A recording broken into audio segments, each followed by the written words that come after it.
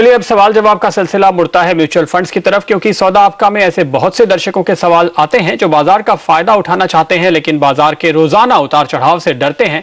और ऐसे ही दर्शकों के लिए हर मंगलवार हम लेकर आते हैं mutual fund special. Mutual fund का पैसा भी बाजार में ही लगता है, लेकिन ये काम आपके लिए एक्सपर्ट फंड मैनेजर्स करते हैं, जिससे नुकसान का खतरा कम हो जाता है। आज म्यूचुअल फंड से जुड़े सवालों के जवाब देने के लिए हमारे साथ रूंगटा कॉर्पोरेट सर्विसेज के डायरेक्टर हर्षवर्धन रूंगटा जुड़ रहे हैं। हर्ष, स्वागत है आपका। चलिए सवाल शुरू करते हैं। सबसे पहला सवाल डॉक्टर रजत टुटेजा पूछ रहे हैं अलवर से। डॉक्टर साहब बताइए। हाँ हेलो। हाँ जी, गुड मॉर्निंग। हाँ गुड मॉर्निंग। मैं ये पूछ रहा था, मैं लास्ट ईयर ELS फंड में निवेश किया था। कैनरा में 20,000। हाँ। क्लीन इंडिया टैक्स शील्ड में 15,000। Okay. SBI magnum tax gain में 10,000। सन लाइफ 96 टैक्स रिलीफ में 10,000 एंड कुल मिलाकर 6 फंड्स हैं आपने जहां अलग अलग ये सारे पैसे लगाए हैं। हर्ष, यहाँ पे सवाल ये है कि कितने फंड्स में आपको पैसे लगाने चाहिए? टैक्स सेवर जो स्कीम्स हैं, क्या ये वाकई इतनी अलग अलग हैं कि आपको 5-6 स्कीम्स लेनी पड़े? जी नहीं प्रदीप, एब्सोल्युटली नॉट। हम जब भी कोई भी म्यूचुअल फंड्स की बात करते हैं उसमें पहला सवाल ये है कि आप जब एक स्कीम में पैसे देते हैं, वो स्कीम जाके अल्टीमेटली वो 25-30 कंपनीज तो हम कम से कम खरीदते हैं। तो आपका जो डाइवर्सिफिकेशन का पर्पस है, इसी के लिए आपने म्यूचुअल फंड में निवेश किया है। ये वन पर्पस है डाइवर्सिफिकेशन, दूसरा है ऑब्वियसली एक्सपर्ट मैनेजमेंट। तो जब आप 6 म्यूचुअल फंड्स में खरीद रहे हैं, वो इन टर्न हर स्कीम जो है वो 25 या 30 कंपनीज खरीदती हैं, और इसमें काफी जो स्टॉक्स होते हैं वो डुप्लीकेट होते हैं। लाइक आप देखेंगे 6 में से कम 4 या 5 स्कीम्स ने शायद रिलायंस इंडस्ट्रीज में इन्वेस्ट किया होगा। सो जो डॉक्टर टुटेजा, जो आपका पर्पस, जो आपने जिस पर्पस से डाइवर्सिफाई किया है वो समझ में आता है, लेकिन आप अगर 3 स्कीम्स में भी निवेश करते तो आपका ये जो डाइवर्सिफिकेशन का पर्पस है फुलफिल हो जाता था। आगे जाते हुए अभी, क्योंकि आपने एग्जिस्टिंग ELS स्कीम्स में निवेश किया है, 3 साल तक आप रिडीम भी नहीं कर सकते, ना ही आप उसे स्विच या कुछ भी कर सकते हैं। लेकिन अभी जो करंट ईयर में और आगे जाते हुए जो आपको निवेश करना होगा, मैं आपको 3 स्कीम्स बता दूं जिनकी फंड मैनेजमेंट स्ट्रेटेजीज थोड़ी अलग हैं, फंड मैनेजर्स अच्छे हैं, तो आप ये 3 स्कीम्स में डाइवर्सिफाई कर सकते हैं। एक है कैनरा रोबेको, दूसरा फ्रैंकलिन टैक्स शील्ड, और तीसरा HDFC टैक्स सेवर। आपकी जो 6 स्कीम्स हैं उनमें से इन 3 स्कीम्स में आप आगे जाते हुए जो भी अमाउंट करना है वो स्प्लिट करके इन 3 स्कीम्स में कर लीजिए। ऑल्सो आप एक चीज ध्यान रखिए कि सिर्फ आपको एक एकेडमिक इंटरेस्ट के लिए आपको बता दूं कि आप जब ELS स्कीम्स में निवेश करते हैं, वो 3 साल का जो लॉक इन होता है from the date of investment होता है। सो एग्जिस्टिंग फोलियो में आपने जो 2012 में जो निवेश किया है वो 2015 में उसका लॉक इन खत्म होता है, और जो आप अभी 2013 में करेंगे वो 2016 में होगा। ये सिर्फ एक एकेडमिक इंटरेस्ट के लिए आपको बता रहा हूं, क्योंकि हम अगर PPF से कंपेयर करते हैं, PPF 15 साल की स्कीम होती है, आप उसमें हर साल निवेश करते जाते हैं और 15 साल बाद एक साथ वो पूरे पैसे आपके हाथ में आते हैं, जो ELSS में नहीं होता है। काफी लोग कंफ्यूज करते हैं, तो ELSS में खाली आपके नॉलेज के लिए बता रहा हूँ कि 3 साल आपका लॉक इन खत्म होता है from the date of investment, और ये आपका जो कंपलसरी रिडेम्पशन नहीं होता है। 3 साल बाद जब लॉक इन खत्म होता है आप कंटिन्यू रह सकते हैं, आपको जरूरी नहीं है कि पैसे आपके हाथ में लेने हैं। ओके, तो ये राय आपके लिए डॉक्टर टुटेजा यहाँ पर आती हुई। उम्मीद है आपको आपके सवालों के जवाब मिल गए। आप अपने पोर्टफोलियो को उस लिहाज से रिस्ट्रक्चर कर पाएंगे। डॉक्टर टुटेजा, आप आवाज सुन रहे हैं मेरी? हाँ हेलो। एक सवाल हो रहा है मेरे को, Rajiv Gandhi long term bond में भी पूछना था। माफ कीजिए, आप क्या जानना चाहते हैं? Rajiv Gandhi long term bond है ना, Rajiv Gandhi infrastructure long term bond. Okay. हाँ, उसके बारे में राय लेना चाहता था। डॉक्टर जी, वो Rajiv Gandhi long term bond नहीं है, वो Rajiv Gandhi equity saving schemes हैं, RGESS। ये आपको एक ETF के तौर पे आपको याद, इसका एक पूरे प्रोविजंस अलग हैं। आपको एक डीमैट अकाउंट होना जरूरी है, और अगर आपने अब तक पहले से ही पैसे लगा रखे हैं शेयर में तो आपको उसका फायदा नहीं मिलेगा।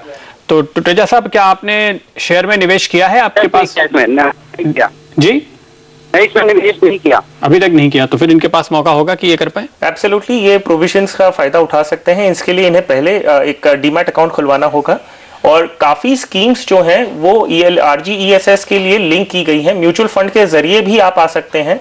सिर्फ ध्यान रखिए कि जब आप वो स्कीम्स में निवेश करते हैं, आपको जो यूनिट्स हैं वो फिजिकल स्टेटमेंट के रूप में नहीं लेने हैं, आपको यूनिट्स अपने डीमैट अकाउंट में लेने हैं। तो इसका मेन क्राइटेरिया ये है कि आपका डीमैट अकाउंट होना जरूरी है, तो आप उसमें 50,000 रुपए तक निवेश कर सकते हैं और आपको उसमें एडिशनल टैक्स बेनिफिट्स मिलेगा।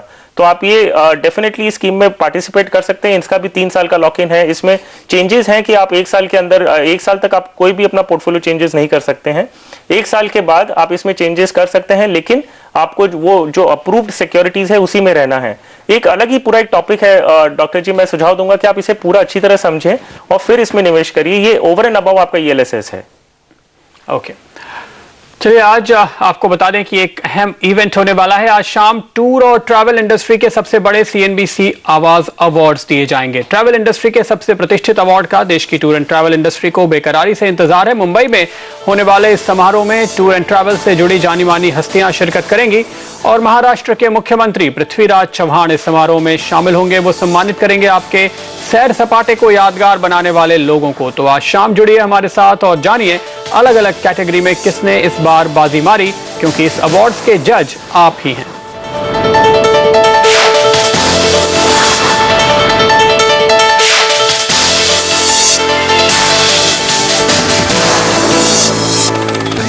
हमारा फेवरेट दुनार बासमती। और आपका?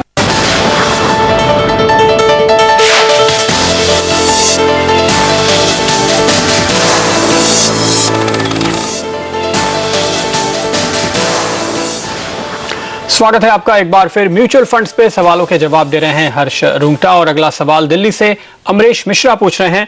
अमरीश जी बताइए, क्या है आपका सवाल? मैं एक्चुअली में 10,000 की कोई इन्वेस्टमेंट का मेरे पास छोटे मतलब 3-4 साल के लिए शॉर्ट टर्म पीरियड में म्यूचुअल फंड्स में, तो कहाँ इन्वेस्ट करना है जस्ट ये जो मेरे को ओके, आपका जो सवाल है वो थोड़ा मुझे इंटरेस्टिंग लगा, जो आपने हमें लिख के भेजा है कि आप जानना चाहते हैं कि आपको रिटर्न चाहिए मंथली, क्वार्टरली, हाफ ईयरली और ईयरली बेसिस पे। Right sir. तो आप पैसे लगाना चाहते हैं या निकालना चाहते हैं? नहीं सर, लगाना चाहता हूँ। अगर कोई रिटर्न अगर आते हैं तो आई एम हैप्पी कि मुझे कुछ मिले। आप कभी भी लॉस देखना नहीं चाहते, ऐसा है? नहीं सर, लॉस नहीं देखना चाहता। I am very small investor, so मुझे कुछ ब्रेक में पैसा आना भी चाहिए और I want to invest 10,000 15,000 per month. Okay, मुझे लगता है इतना सेफ रिटर्न जो हर महीने हर क्वार्टर इनको रिटर्न देता हो, वो तो शायद कोई रिकरिंग डिपॉजिट कर लें तो ऐसा बेहतर होगा। या फंड्स के लिहाज से क्या ऐसे ऑप्शन है कि एक तरफ ये पैसे लगा भी रहे हैं और दूसरे इनको शायद 6 महीने के बाद इंटरेस्ट आना भी शुरू हो जाए, रिटर्न आना शुरू हो जाए? एब्सोल्युटली, क्योंकि प्रदीप इनका शॉर्ट टर्म होराइजन है। उन्होंने सारे ऑप्शंस रखे हैं कि अगर इन्हें 1 साल 2 साल 3 साल के लिए निवेश करना है तो कितना, अगर लॉन्ग टर्म है तो, और क्योंकि ये सेफ इन्वेस्टर हैं। मैं इन्हें सुझाव दूंगा अमरीश जी कि अगर आप 1 साल के लिए निवेश करना चाहते हैं तो मेरा सुझाव रहेगा कि आप रिकरिंग डिपॉजिट करिए, क्योंकि ये एक प्रोडक्ट है जो 1 ईयर के अंडर में आपको जो आपका प्रोफाइल है, जो आपको सेफ रहना है और फिक्स रिटर्न्स आपको चाहिए, तो ये 1 साल में ये आपके लिए ठीक होगा। अगर आपका होराइजन 1 से 2 साल का है तो मैं आपको सुझाव दूंगा कि आप एक SBI का डायनामिक बॉन्ड फंड में निवेश करें, क्योंकि ये एक लेकिन आपको फिक्स रिटर्न नहीं अश्योर करता है, लेकिन इनके परफॉर्मेंस जो है वो 100% डेट मार्केट के बेसिस पे रहते हैं, क्योंकि इनका इन्वेस्टमेंट ही पूरा डेट इंस्ट्रूमेंट्स में होता है। अगर आप 3 साल के ऊपर का होराइजन ले सकते हैं तो आप IDFC का मंथली इनकम प्लान में निवेश करिए। इसमें अराउंड 20 to 25% इक्विटीज में निवेश होते हैं और ये 3 इयर्स के ऊपर अगर आप देखेंगे तो इसमें इक्विटी का जो थोड़ा एलिमेंट, रिटर्न्स का एलिमेंट है वो आ जाता है। इनमें आपके पास ऑप्शंस रहते हैं कि डिविडेंड पे आउट ऑप्शन आप लें म्यूचुअल फंड्स में, तो जब भी डिविडेंड अनाउंस होता है वो आपको पे आउट आपके हाथ में मिल जाएगा। तो इस तरह से आप अपना पोर्टफोलियो बनाए, ज्यादा बेहतर होगा। तो ये है फिलहाल आपके लिए अमरीश, जिसको आप फॉलो कर सकते हैं अपना पोर्टफोलियो बनाने के लिए, फंड्स थोड़े से लंबी अवधि के लिए और रिकरिंग कुछ कम समय के लिए। गणेश चौधरी मुंबई से हमारे साथ जुड़ रहे हैं। मिस्टर चौधरी बताइए। Good morning sir. Good morning sir, I wanted to invest around 8,000 rupees per month in mutual funds. I just wanted your opinion on which are the best funds that I can invest for tax savings and the equity-based mutual funds. नहीं, आपका objective क्या है? Tax saving है या return है? Yes, I wanted options in both of them so that I can invest properly and I can save tax as well as I will get good returns. Harsh? Well Ganesh ji, क्योंकि आपने बताया आपके mail में ये भी है कि आपका जो टाइम होराइजन है वो 3 to 5 इयर्स है। अगर आपको टैक्स सेविंग अगर आपका ऑब्जेक्टिव है तो आपको जो हमने टैक्स सेविंग स्कीम्स की बात की है, फ्रैंकलिन टैक्स शील्ड है, HDFC tax saver, Canara Robeco equity tax saver, इन स्कीम्स में आप निवेश कर सकते हैं। इसमें 3 इयर्स का लॉक इन रहता है जो हमने ऑलरेडी डिस्कस कर चुके हैं। सो आप अगर टैक्स सेविंग पर्पज से करना चाहते हैं तो आप ये वाली स्कीम्स में कर सकते हैं। अगर जनरली आपको इन्वेस्ट करना है तो मैं आपको सुझाव दूंगा कि करंट मार्केट सिचुएशन देख के हम ये देख रहे हैं कि इक्विटी मार्केट्स बहुत ज़्यादा स्ट्रेस में है। लास्ट 5 इयर्स के रिटर्न्स हम अगर सेंसेक्स के देखें तो वो है करीबन 6.25%। हालांकि हम एक्सपेक्ट करते हैं कि 5 इयर्स में डबल डिजिट रिटर्न्स आपको इक्विटीज़ में मिलने चाहिए, लेकिन ये हुआ नहीं है। सो आप एक बैलेंस्ड फंड आप चूज कर सकते हैं अगर आपको नॉन टैक्स सेविंग कैटेगरी में चाहिए। तो बैलेंस फंड में आप SBI मैग्नम का बैलेंस फंड लीजिए और इसमें आप ये देखिए कि जो अराउंड 40% जो है वो डेट में रहता है, 60% करीबन इक्विटीज में रहता है। तो जो आपको एक पूरा लमसम इन्वेस्ट करना है रफली अबाउट 8,000 रुपीज, वो आप एक ही स्कीम से हो जाएगा क्योंकि 60% आपका इक्विटीज में होने वाला है विच इज 4,800 रुपीज और बाकी का जो है वो आपका डेट में होगा। तो एक ही स्कीम में आपका जो डाइवर्सिफिकेशन हो जाएगा, आपको मल्टीपल स्कीम्स लेने की जरूरत नहीं है। ये परफॉर्मेंस जो है फंड्स के जो परफॉर्मेंस है, अगर आप नॉन टैक्स वाले ले रहे हैं तो आपको 2 साल के अंदर इसका एक बार रिव्यू कर लीजिएगा और जहां तक टैक्स सेविंग का बात है 3 साल तक आप उसका लॉक इन रहता है, आप उसमें कुछ भी नहीं कर सकते। ओके, तो ये राय है फिलहाल मिस्टर चौधरी आपके लिए। टैक्स सेविंग और रिटर्न दोनों के लिहाज से अपना पोर्टफोलियो आप बना सकते हैं। हर्ष, बहुत बहुत शुक्रिया आपका हमारे लिए वक्त निकालने के लिए और सारे सवालों के जवाब देने के लिए। जाने से पहले एक बार की बाजार पे नजर डालते हैं। फ्लैट से नजर आ रहा है बाजार, कुछ हद तक संभलने की कोशिश जारी है। फिलहाल एक बहुत ही क्लोज हम कह सकते हैं कॉन्टेस्ट जहां तक निफ्टी का सवाल है, लेकिन मिड कैप्स में सेलिंग का प्रेशर अभी भी खत्म नहीं हुआ है। वहां अच्छी खासी गिरावट आज भी देखने को मिल रही है। मिड कैप इंडेक्स करीबन 1.5% का नुकसान दिखाता हुआ और स्मॉल कैप इंडेक्स भी करीबन 1% नीचे।